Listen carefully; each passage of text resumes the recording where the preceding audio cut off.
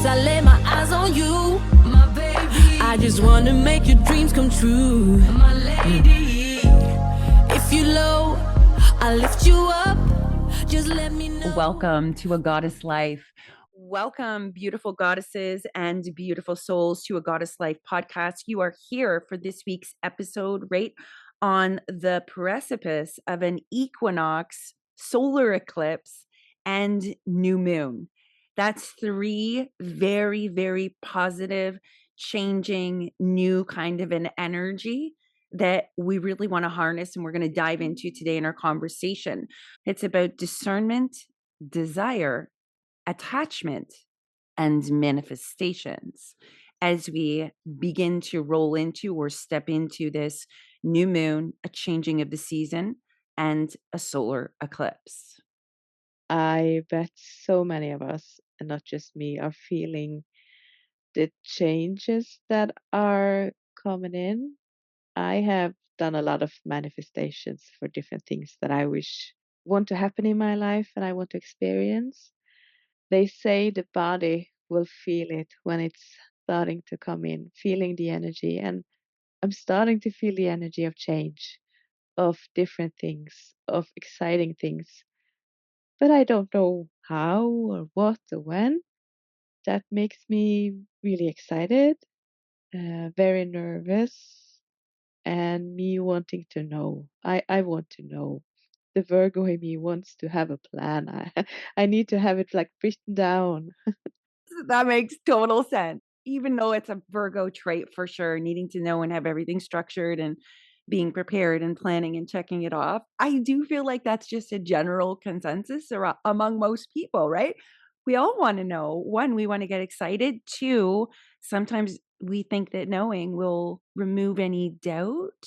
And we think that knowing will help us prepare. And in a way, it does. But yeah, don't forget too, right? This new moon is coming just after the moon shift out of Virgo, and literally the moon leaves Virgo, and at the exact same time is the point of the new moon at the void, of course.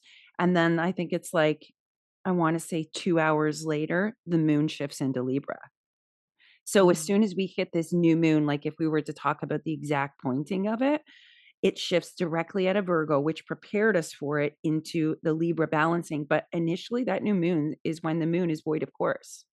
So it's not just you, girl. Yeah, I feel like we all, I know I totally do that too. I want to know too. And there's many reasons for knowing. Yeah. You feel it might be easier to know what's happening. There's nothing bad about being excited because I am actually mostly excited for what's coming in. You keep ruminating about it. It's on your mind constantly because you can feel it in your body. So this trying to detach, Mm-hmm.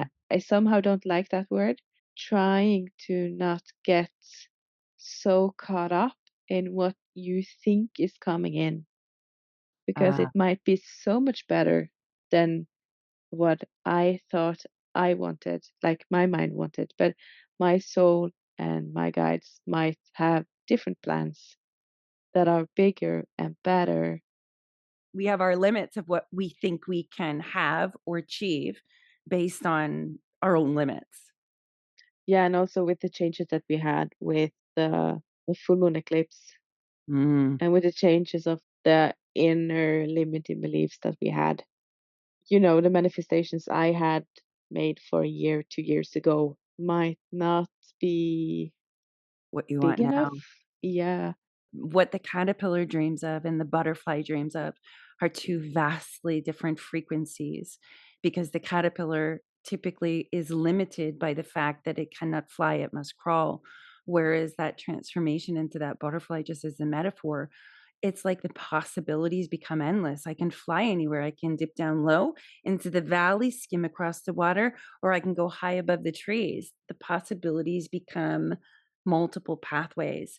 And I think you're right. I think a lot of us in the collective, or at least the collective that is aligned with the frequency that we're speaking to, their dreams, what it was 2 years ago, is very vastly varied and vastly different than it is right now. It's almost like without that limiting belief, suddenly I want 10 times more. And I don't mean 10 times more things, but opening to 10 times more experiences and actually capable of doing it now because I've moved through that caterpillar phase or relinquished the grip hold or the grasping or the clinging of that old limiting belief that was our sense of identity, right?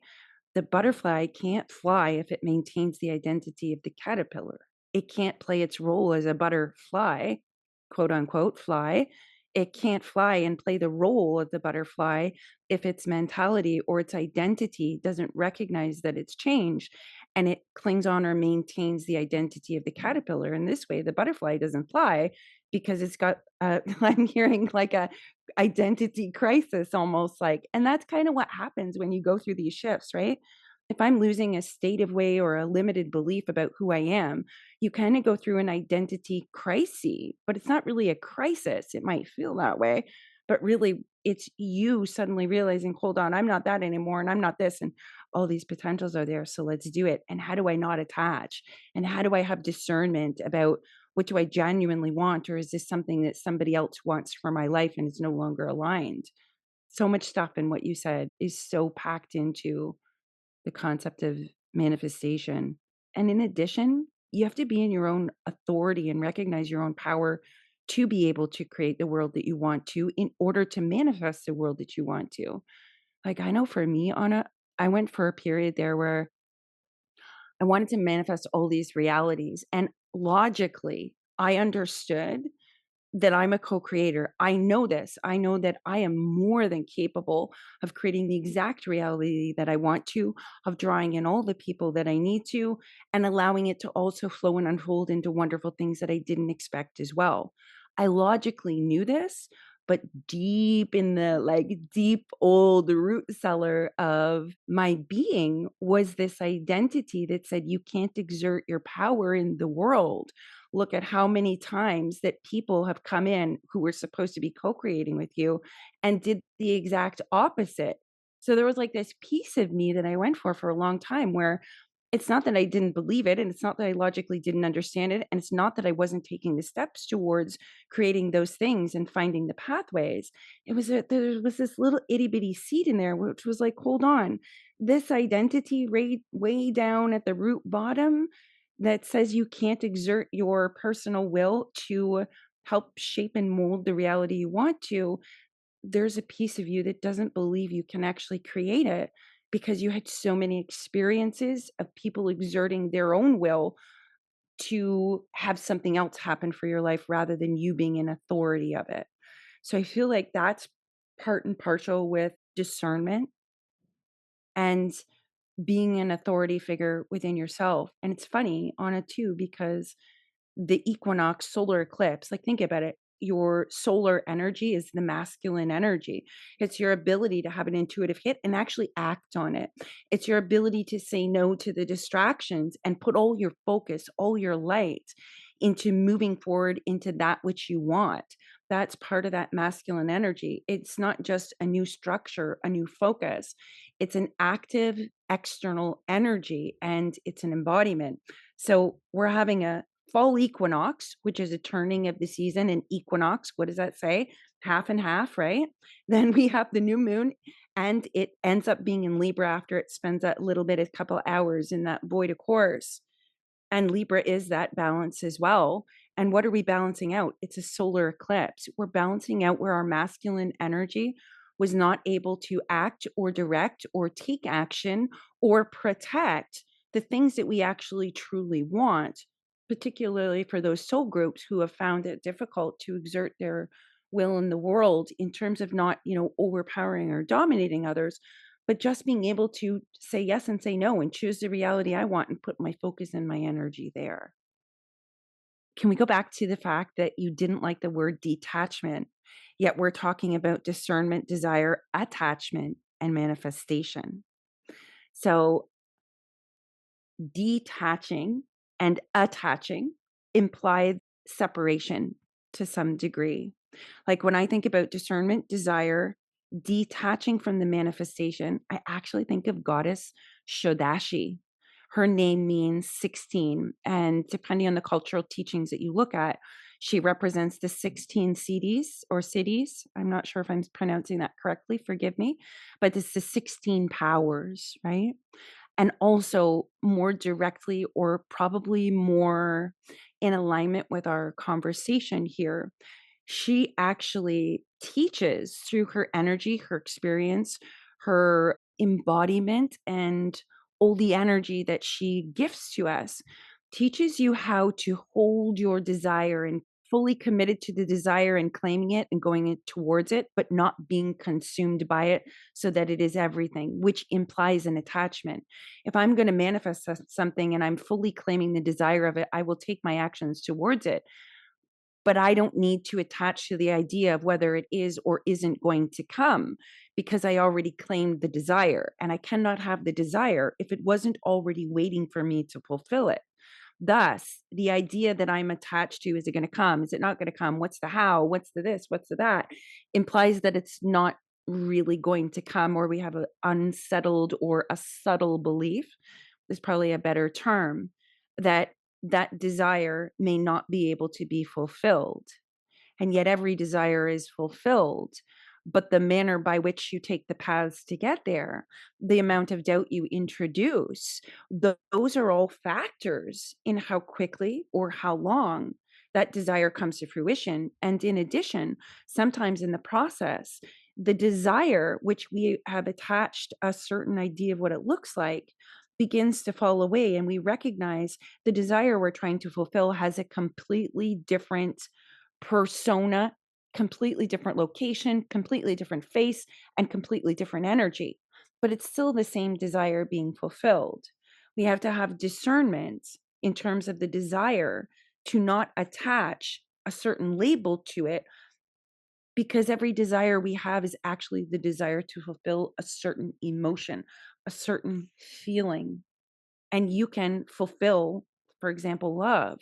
If I desire to experience love in its deepest, truest, most authentic, fully embodied form, I have to be willing to claim that desire, to open myself to it, but not attach it to a romantic relationship, because that kind of love can happen through our children, through everyday experiences with strangers, with spiritual teachers. We can have that, yes, in romantic relationships with our parents. That whole desire, the feeling I'm trying to experience or desire to experience, has many, many faces and can take many, many forms. But if I get stuck on it's got to be this form right here, like it has to be romantic, has to look this way, and it has to happen that way, I just literally close the door to the infinite possibility of forms to fulfilling this desire. Because if that's your desire, I don't just want to fulfill it in a romantic context. I want my entire being to be filled with this unconditional, absolute love for human beings in all of their existence. I don't want it to just be in this sector of my life or this area. I want it to flow through fluidly, interwoven with all of it. So there's that aspect that Shodashi presents, particularly on a new moon, in a balanced way. Interesting. And she says manifestation has all these little things connected and tied to it. But if you were to view it, it's deeply personal manifestation. Like what works for me to manifest something may not work for you. Some people, they do rituals in manifestation where they're thinking over and over and about it again. They're going to sleep and they're manifesting and being in the visual reality. And their belief that that will come to pass because that's the real reality, it works for them, for some of those people. And for other people, that doesn't work at all. I can't see it outside of me as reality. I have to touch it inside of me. I literally have to move into the void of me, access it there, and manifest through the pathway of receiving. These are subtle differences. It's the same with magic and spell casting. You're the spell, you're the manifestation, you're the desire. And any idea that you are not that introduces doubt, has one foot on the gas pedal, one foot on the brake. So I feel like Shodashi with her 16 powers, I'm also being referenced of the 16-year-old.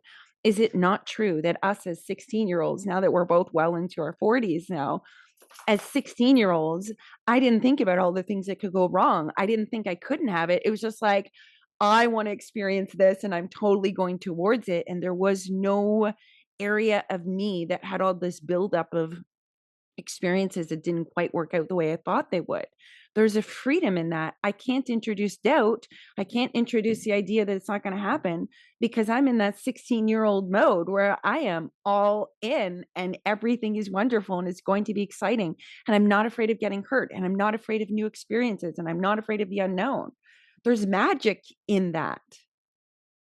So to embody the energy of Shodashi, yes, she's known as the goddess of desire, the goddess of manifestation, I guess you could say. She has a number of different like sub labels that you could attune to. And because she's representing the 16 powers from the Mahavijas, she's part of that as well for some different sects of the teachings.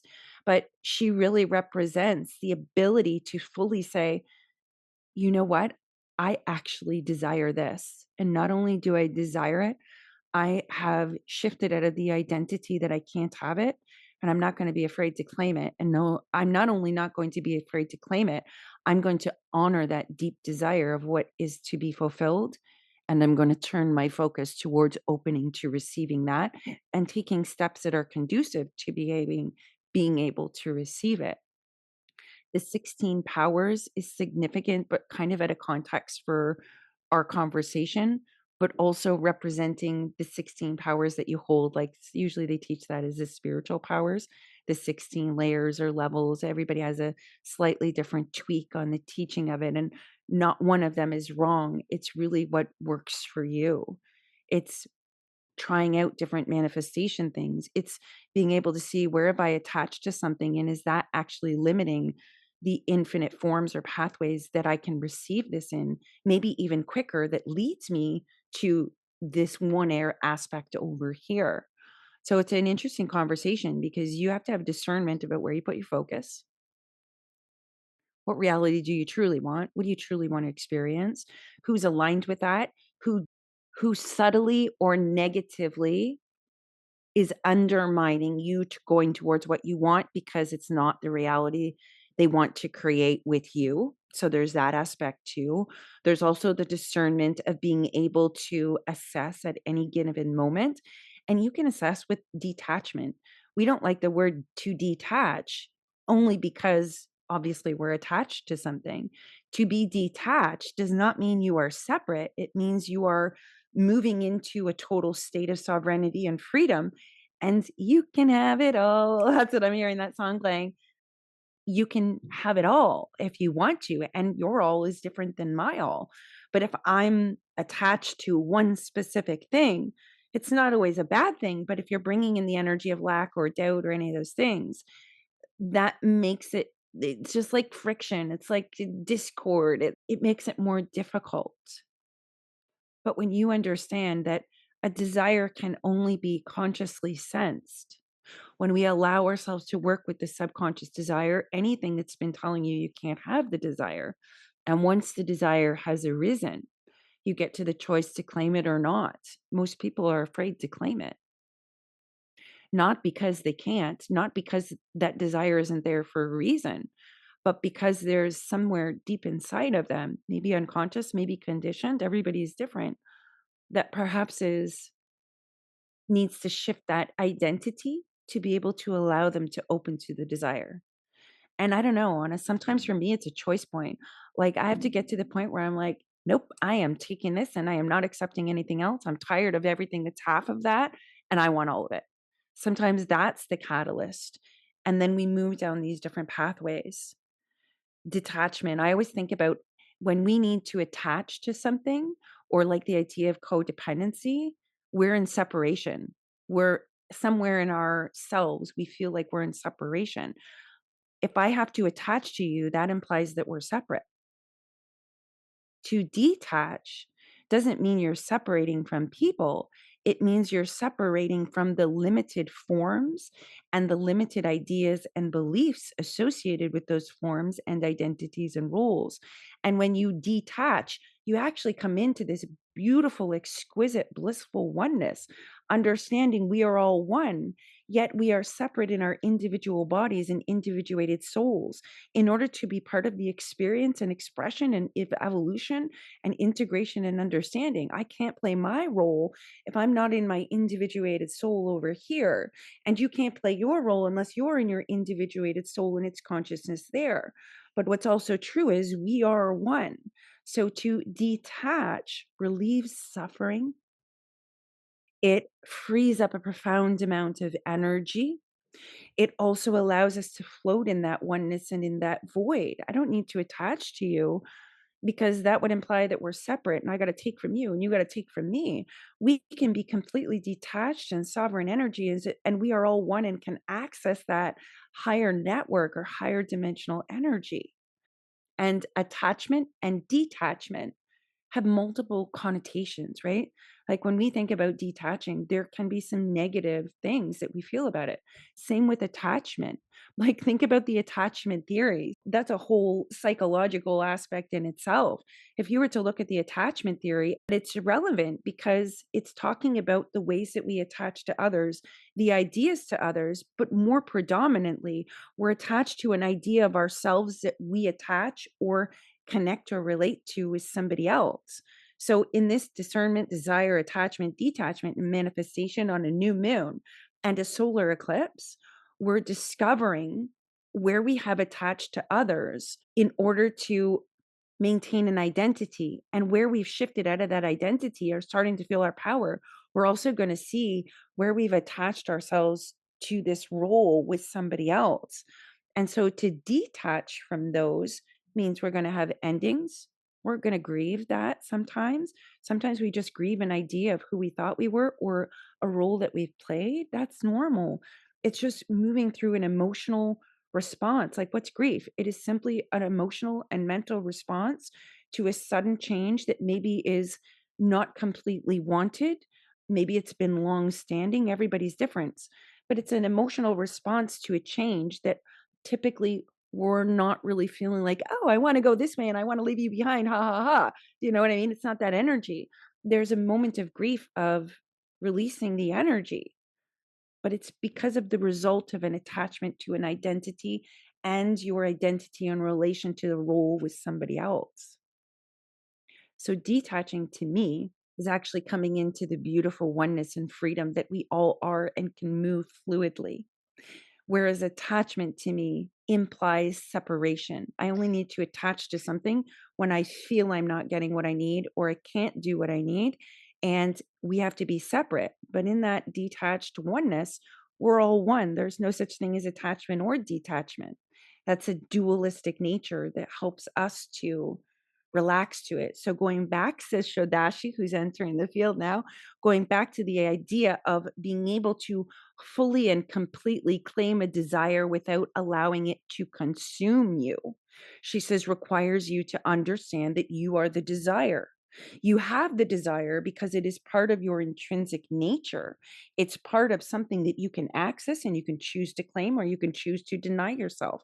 It is completely up to you because you are both the desire fulfilled, and the one desiring the desire.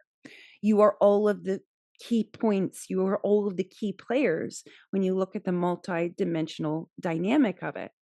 To attach to a desire or to detach from the desire means you get to, as you detach, she says, allows you to come into that greater fluid, sovereign understanding that the desire only exists and you can only touch it and you can only choose it because it is you. That's in the oneness. We become attached to desires and manifestations and cling on to them. We have doubt and all these things because we fail to recognize we are presented with them to take us on the journey to fulfilling them. And yes, they may change over time. Yes, last year's desire may not be this year's desire, but notice the journey of fulfillment towards the greater desire. And what ultimately is the greater desire? Every desire leads and unfolds to a new one, just as the seed of the flower, right? We plant a seed, the flower blooms. But from that bloom, yes, our goal was to have that flower bloom. But then we suddenly begin to see that flower that bloomed, which was our singular goal or desire, Now that it's been fulfilled, oh, look, that bloom has 30 other seeds that are now going to come out of it, which means there's 30 other desires that can unfold into a pathway of evolution. One desire fulfills another. And if you deny yourself the journey to take a pathway of desire, and I don't mean the unhealthy desires, but if you deny yourself the ability or the capability, or deny yourself the choice to choose or claim or go towards a soul desire, not like a surface one, a soul desire, you're effectively denying all the other unfoldments, manifestations, and desires that are a result of it. And sometimes we don't know that, right? We think we're going one way. We think we've done all these things that maybe didn't work out. But side note, they all worked out. But according to us or to the person, they didn't work out because that person thought that was the ultimate outcome. It had to be this way. That's the attachment. We want to detach from that and allow it to continue to unfold, because without that little detour over there or that little side bloom, you're not going to get to the ultimate desire that you want to manifest, embody, and fulfill. Manifestation is an embodiment, it's an experience. You are in it, it is not outside of you. We perceive it outside of us as a way to select. I'm hearing selections, to provide you with selections of different types of experiences. And guess what? We have 8 billion people with 8 billion different experiences, which means the selections are high, my friends. There is an infinite amount of selections we can make, but we only know that because so many beautiful souls are living their beautiful lives in beautiful different ways. Well, I feel like Shodashi just took us on a journey there of discernment, desire, attachment, and manifestation. She says, but isn't that the point? Sometimes it's not about the steps you take. Sometimes it's about realigning your identity. And then the steps you take happen naturally. There is less resistance and there is less attachment to an outcome based on the limited perceptions of what you all believe the outcome possibility could be. It often is 10 times greater than you allow yourself to believe. And we do not achieve that 10 times greater because we did not allow ourselves to believe, or we have attached to only singular outcomes. And while that can be powerful and fruitful for manifesting, it can be. Sometimes you need to be totally focused to get a job done, to create something. You need all of your focus and put into it. And that is the singular goal or outcome. She says she's not talking about that. That's relevant, it's purposeful, and that is part of manifestation. You're part of the creation of the manifestation. So that's one energy. But when you're talking about something like stepping into a role or an experience or a place or a type of relationship, a feeling, that does require you to let go of how you think it should be. Because I have Florence Scovel Shin here now too. Oh my goodness, I love this. She's something from one of her books as well. It's coming into my awareness, peripheral awareness here, is that we often think that this person over here represents our ultimate love or our ultimate wish fulfillment. But the truth is that person isn't technically good for you at all and is not your wish fulfillment. And if you keep directing your energy towards wanting that person or trying to make that happen or trying to manifest them, you're actually blocking the actual fulfillment that will technically fulfill your soul over here, because you've attached to the idea that it's this person, it's this name, it's this way, it looks this way, it's in this place. And sometimes that information you're drawn towards is correct. But you also have to have the discernment to be able to not attach everything to that one thing, like it's all that or nothing, when it comes to co-creating with other people and pathways to fulfilling emotional desires. But in the creation phase, she says this is significant.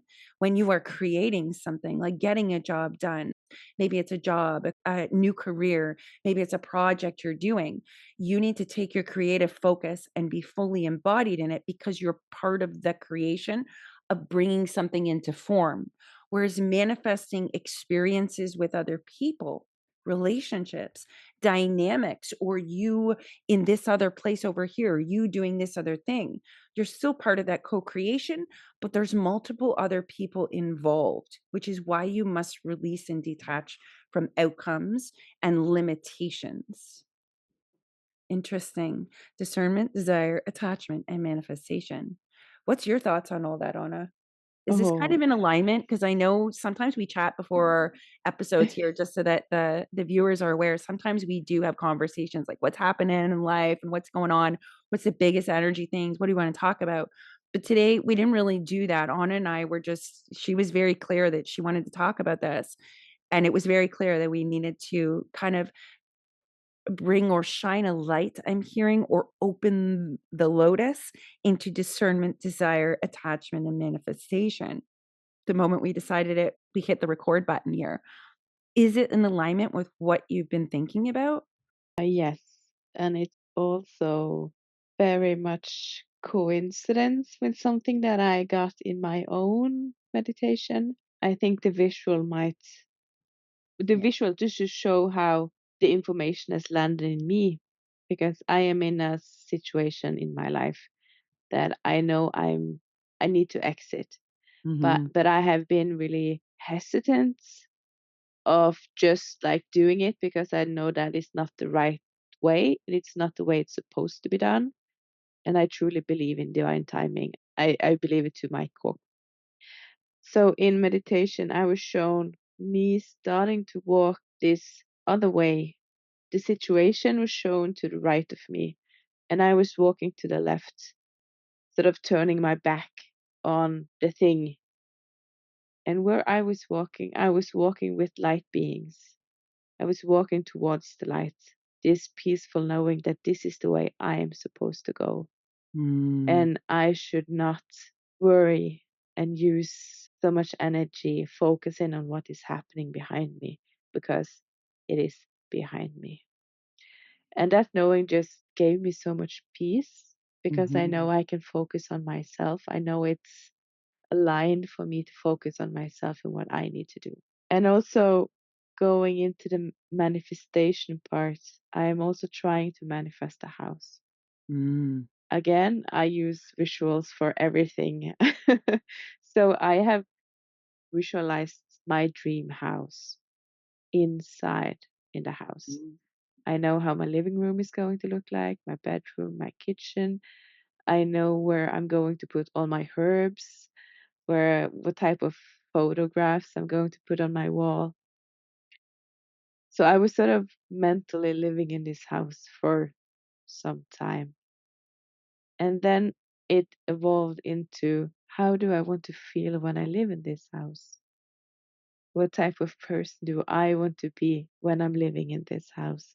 What type of mother? What type of spiritual human being? And then I've started to implement those things into my today life.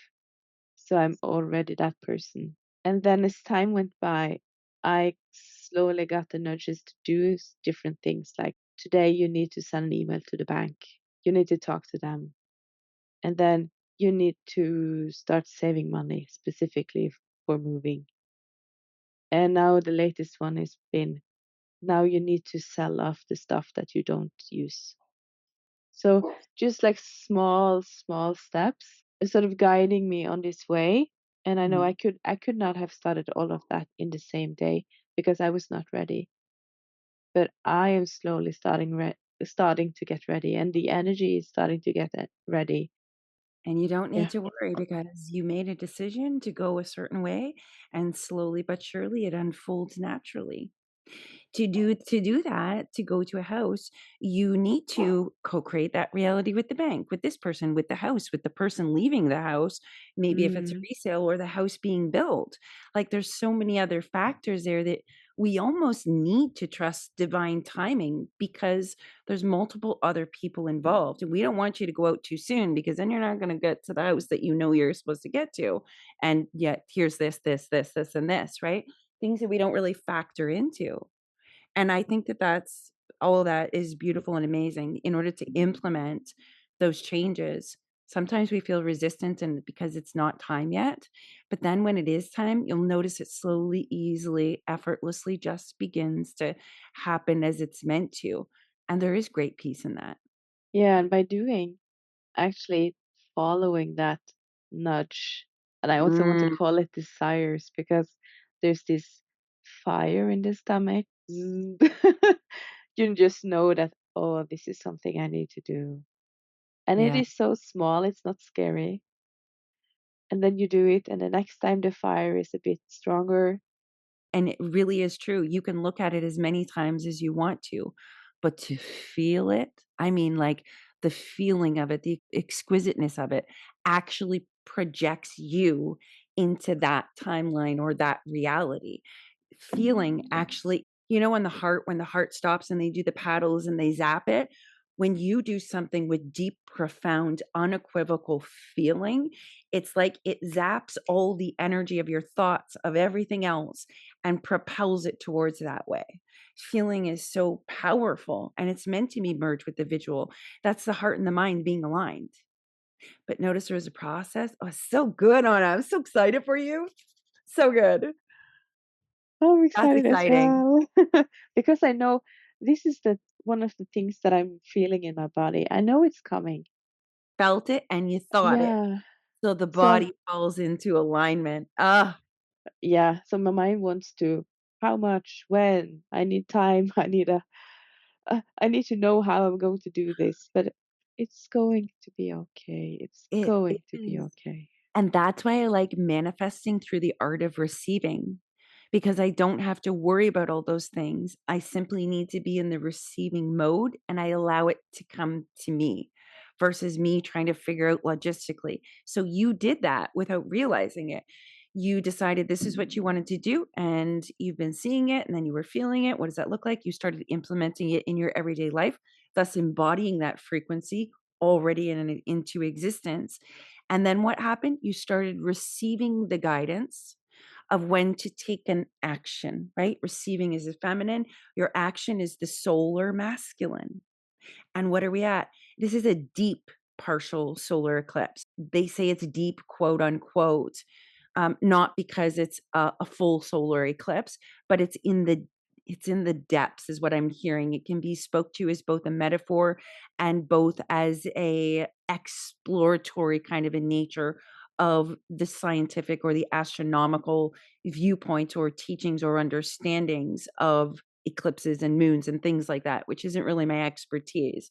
But they're saying this is deep because you've gone through a total lunar eclipse, which touched the deep part of the masculine energy that allows you to act on what you receive. And notice if you weren't willing to receive it and you were too busy thinking about all the other things and how's it going to work and worrying, you're projecting energy out and you're not able to receive the guidance of when it's time to act. So if we just let go and be like, okay, well, I'll just receive it and I trust in divine timing, then you're open to receiving, you're clear enough to receive the guidance, and you're capable of acting on it. All part of the, I guess, manifesting cause and effect, also receiving and taking action. And this is a partial deep solar eclipse, taking action towards something that allows you to understand what it's like to be self-possessed, to choose what's right for you, despite if it's not right for somebody else behind you, and you have to leave them behind. You're eclipsing your actions, which used to be aligned with, okay, I won't go after what I want, I'll do it this one. Now you're taking the actions that are actually in alignment with what you're receiving and conducive of your own actual desires. That's eclipse energy. Eclipsing is always like, to me, completely severing one into the other. Who wants to live their whole life never doing anything they want to do, but always accommodating others and others' realities? That is deeply unfulfilling. It makes me feel empty just thinking about living my life that way. And side note, there's parts of my life where I have lived that way. So that's both speaking to, that's why I would feel that, because that's how it makes you feel. It makes you feel Hmm. greatly dissatisfied, deeply unfulfilled, and just feeling there's like an emptiness to it, or it produces a longing. Whereas we move into the shifting, like you're talking about, you receive your guidance, you're taking action towards it, you're choosing your desires, you're choosing what's in alignment with you, and it's okay and it's safe and it feels good. And we just relinquish all the burdens of acting in alignment for others by acting in alignment for ourselves. I feel like Yeah. you describing the visual and your experience here just laid out the whole process beautifully in a tangible, grounded way of implementing spiritual progress and process and method in an everyday way that is very comprehensible. And you can place that in any area of your life. And that's the beauty of the process that you've been through, that you've so beautifully shared with all of us. Thank you. Before I would dream of something and just, I want to say maybe I attached to it because I saw, if we use the metaphor of the house, I could see the house, but I would see the house, how it looked on the outside, and Mm. being like, I want that one. That is the house I want. And instead of being inside the house and seeing, oh, what do I want? Where do I want to live? And how do I want to experience my days in the house? Mhm. Instead of seeing, I want to have big windows looking outside on the city. And more, Oh, no, yeah, I want to have a light filled house with white walls and big green flowers. do you know what they're your grandmother will be specific, right? It's your grandmother Yay! coming forward. She's pointing out, notice that before you were looking at something outside of you and you're talking about the window. She said you pointed at that house that you saw the outside of it, and you said, I want that outside. You were outside of the windows trying to look into a reality of what you want based on the outside of it. And then you shifted and went through the processes. And now you're on the inside of the house looking out at the street from inside the house. Those are two different viewpoints, two different perspectives, two different energies. And both hold certain limitations depending on what it is. But she wants to be clear. Notice before you were under the outside looking in, wanting to select it. And then you shifted and went through the process to being on the inside looking out, which allows you to fully experience the internal aspect. She says, as a metaphor, it's the same in our everyday lives. We look to external people, external locations, external things, and we're from the outside of it, looking into it, saying, oh, I want that, which ultimately causes us to go on the journey of moving into our inner realms to be able to be on the inside of it to have the experience. So fascinating the way that this is kind of coming out and the way it's weaving so beautifully in the conversation. And listen, I could do 100 episodes on soul houses. I literally could. Wow. I feel so connected to it. And there's just so much wisdom that comes out of soul house, the idea of the soul house and the house of self. Yeah. Yeah, there's just so much to be gleaned, to be explored, and just to be observed, witnessed, and understood when it comes to the idea of a soul house. There's so many metaphors, and oh, it's so good. It makes me excited. Just thinking about it. Soul houses. I think that's amazing. Well, beautiful listeners, I'll be curious to know if this conversation resonated for you. Are you in the discernment, desire, attachment, or manifestation phase? Have you found a piece of your manifestations in Anna's experience and Shodashi's conversation? Or maybe you're on the other side of that and you can look back and say, yes, I had to do that too, or yes, I experienced that too. Let us know in the comments. We're wishing you all a beautiful fall equinox, solar eclipse, new moon, and new timeline, which ultimately is you in a completely different frequency because you are a goddess and this is your life. If you haven't done so already, please like, share, and subscribe to the podcast. And Anna and I will see you on the next episode.